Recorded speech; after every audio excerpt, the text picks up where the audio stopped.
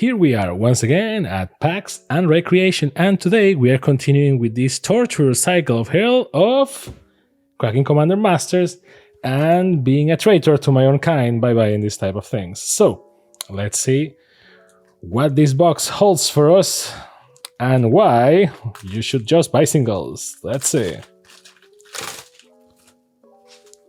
Now, as I said last time, one thing I have to give them, the box is beautiful. Now, the 4 boosters, that's not so beautiful, but Hasbro needs the money, right? So that's why we are here. Let's go.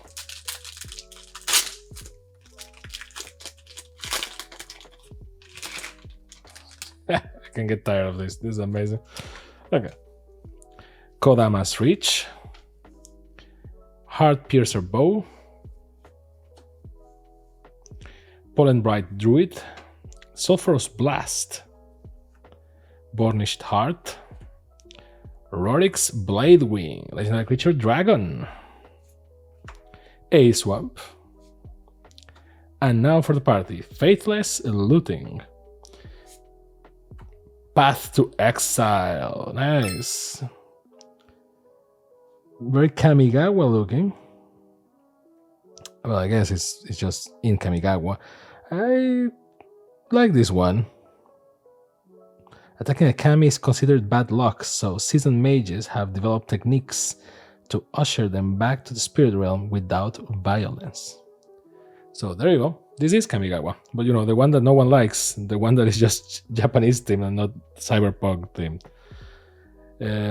Shirei Shizo's Caretaker. Meh. Kindred Dominance. Choose a creature type. Destroy all creatures that aren't of the chosen type. Kind of expensive, but great for a tribal deck, or sorry, typal deck. Commandeer. For 5 and 2 blue, you may exile 2 blue cards from your hand rather than pay this spell's mana cost. Gain control of target non-creature spell. You may choose new target for it. Not bad. And it's an edge foil. Look at that. Love it. Ooh. Rukarumil, Biologist. For every color. This is the co-commander of the Sliver deck, which is kind of useful. We will see that. You can see that like in the commander video, in the commander decks video. Arachnogenesis. Ooh. You know, this is the card that everyone loved until it got reprinted, and now is worth almost nothing compared to its previous price. But I like this art. If you don't like spiders, though, this is a tough call. But why is this so beloved? Because for 2 and 1 green, you can create X 1/2 green spider creature tokens with reach, where X is the number of creatures attacking you. Prevent all combat damage that will be dealt this turn by non-spider creatures. So you can see that in a commander game, late stages, you can be swarmed by your enemy with zombies or whatever it is, or tokens, or like white tokens or something. Just cast Arachnogenesis, even if your deck is not spider theme. You got them, Chief. Maelstrom Wanderer. This is, I think, one of the few profile commander cards that I kind of like. But still. And an elemental token. That's also a Phyrexian Germ. Now for the next booster. 2 out of 4. Gotta love it. Palace Sentinels. Fist of Flame. Legion Vanguard. Unstable Obelisk.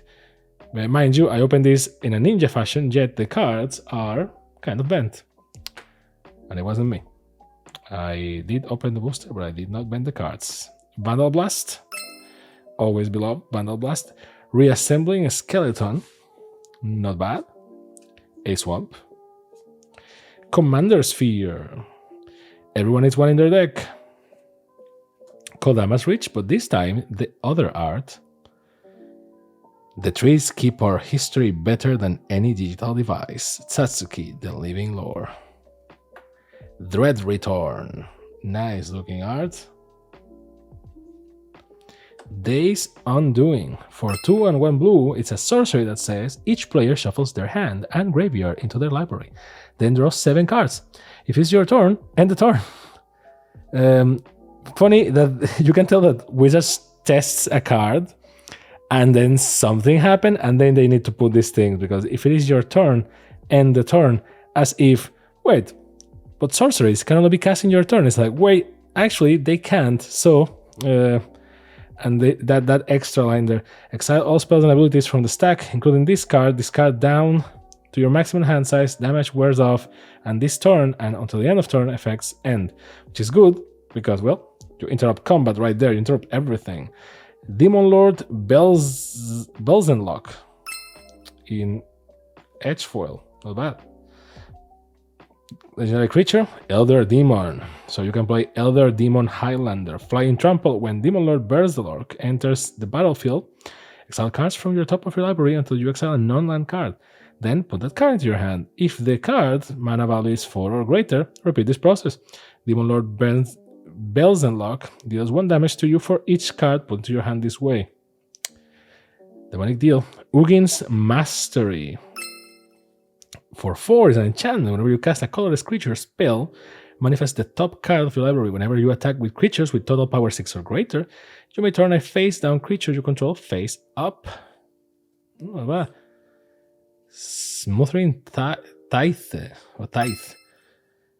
The coins are so everywhere. You can't even read the card. Whenever an opponent draws a card, the player may pay 2.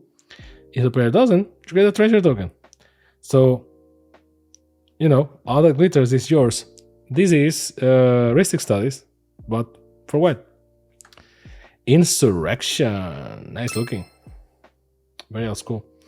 For 5 and 3 red, on top, all creatures gain control of all of them until the end of turn. They gain haste until the end of turn. Insurrection indeed. And another Eldrazi spawn, that's also a Drake. Now, 3 out of 4. Or maybe not.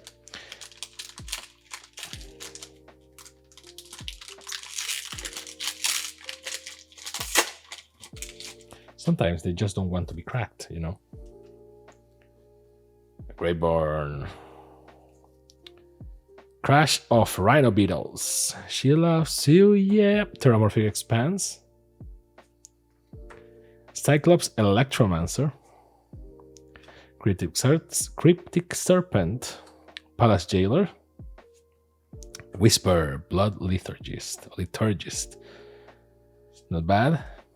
A Mountain, Generous Gift, which is my favorite card from this set. Slimefoot, the Stowaway. Well, this is actually another portrait card that I kind of like because you can't really tell what's up because there's just so much stuff because he's a fungus, you see. So.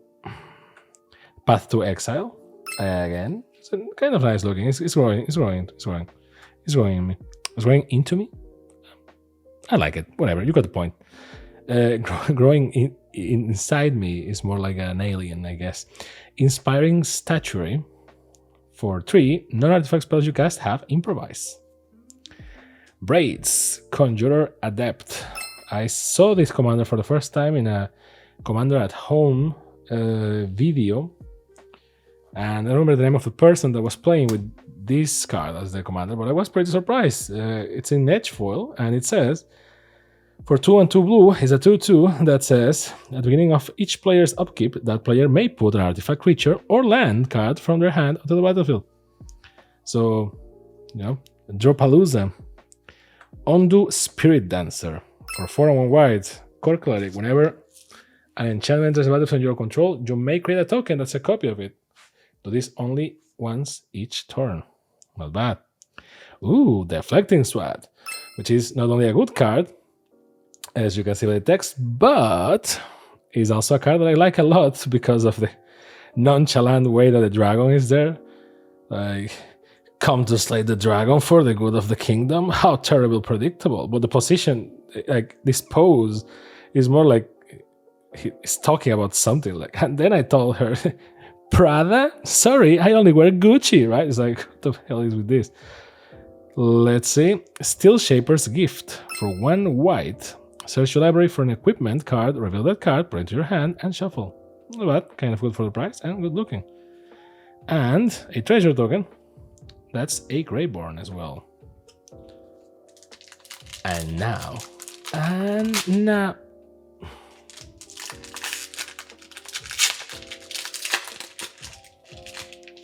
We tried, but they just resist. Dwarf Berserker. Let's see. Minor Triton. Broken Wings of Relation. Exclude. Thriving Heath. Or Heath. Thriving Heath. Extinguish all hope. Soul Ring. Oh my god. We totally need this for a commander deck, you know? Mountain. Command Tower, which you also need in every commander deck, because now you don't play with 99. You play with 80. Because you also need a Fulwar Stone, right? So this is the booster of all the necessary things. Nadir's Nightblade, you don't need this for a commander deck, but it's very nice looking, the art, so there's that. Idol of Oblivion. Artifact for 2. If you tap it, you draw a card. Activate only if you created a token this turn. And if you paid 8 and tap, sacrifice Idol of Oblivion, create a 10/10 colorless Eldrazi creature token.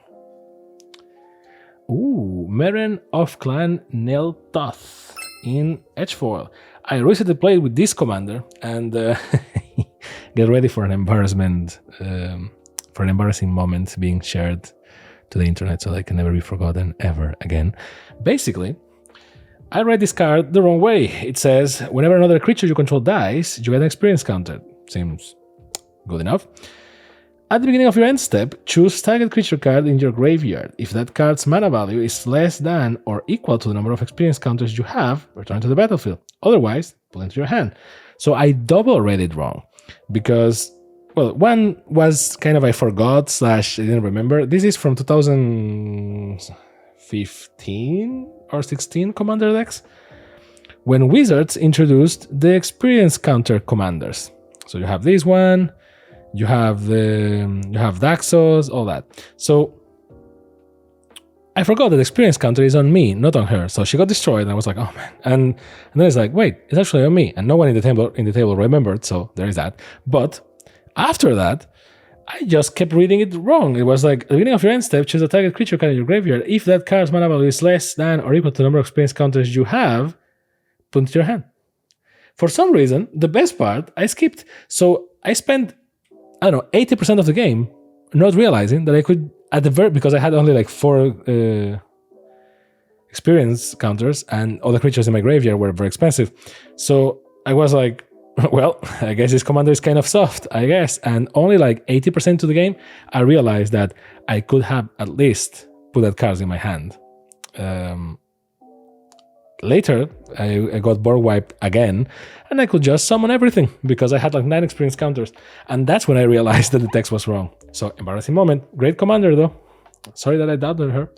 Ooh. Anictia, Hand of Erebos, one of the commanders from the commander decks. I think she is the less appreciated commander from all of them, but you know, we didn't have an enchantment commander, or good enchantment commander for this color combination, so there's that. And Obscuring Haze, which is a decent card, but the art is great and kind of difficult to read as well, even more in this part with the white. So let's try. For 2 and 1 green is an instant that says if you control a commander, you may cast this spell without paying its mana cost. Prevent all damage that will be dealt this turn to creatures, by creatures your opponent controls. Not bad. And another deflecting swat. So yay, but this one is foil. Not bad. If you control a commander, you may cast this spell without paying its mana cost. You may choose new targets for target spell or ability. Gucci? Sorry, I only wear Armani. I don't know, something like that. And a human soldier. There's also a dwarf berserker. Now, let's do the thing where we pick the best looking card in every color. So, I like this one to be honest, but it's gonna be this one. I'm not even going to go to the others. Like, this is very nice looking. So there is that, because we appreciate art in this channel. Okay, it's not everything about power and money value on cards. This is an artistic thing, for God's sake. So, well, you have braids here. You have someone with braids. So, oh, this is very nice looking, but I like this one. And I like the way, what they picked up to be shiny. So, there is that. I like Dread Return. Maybe the card is not the best thing, but I like this art a lot. Now for red, I mean, if we were picking the funniest art, it will be the Floating Swat, for sure. And in foil, it's great because the beam is the only thing shining now. But I do prefer this one because it's not a comedy contest, and neither is a value contest. Otherwise, it will be that card or whatever. Now for green, I kind of like Obscuring Haze, even though it's kind of hard to read. But Arachnogenesis got my heart. Looks like a very classic Magic card because that art style is kind of old looking. Now for multicolor, this is great, this is good, this is great. But I like Maelstrom Wanderer. Yeah, I think it's one of the few profile cards that I like. Now for the lands, the weird lands, it's going to be Command Tower, so there's that. And for colorless, Ugin's Mastery. Because it's Ugin, right? So there you go. And that was the box. Let me know in the comments what about these crazy pulls. And once again, as usual, thank you very much for watching. I hope you had a great time. This has been PAX and Recreation. See you next time. Bye.